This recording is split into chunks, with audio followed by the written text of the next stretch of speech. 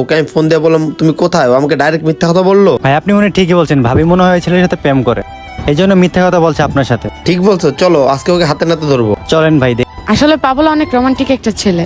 আরে কি ব্যাপার, ওরা এখানে? কি ব্যাপার চাঁদনি, তুমি না আমাকে বললো তুমি তোমার বন্ধুর বার্থডেতে গেছো, কিন্তু তুমি ওর সাথে এখানে কি করো? আসলে নয়ন, তুমি আমার কথা বোঝার চেষ্টা করো, আমি তোমার সব খুলে বলতেছি। কি খুলে বলবা? নয়ন, তুমি সবার সামনে আমার গায়ে হাত তুললা।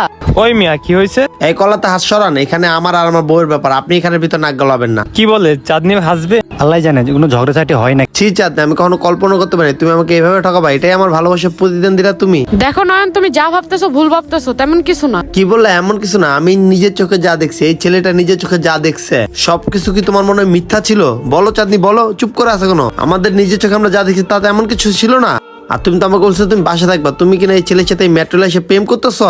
দেখো নয়ন, প্রেম টেম আমি করতেছি না, প্রেম টেম তো তুমি করতেছো। মানে তুমি সব কি বলছো? আমি প্রেম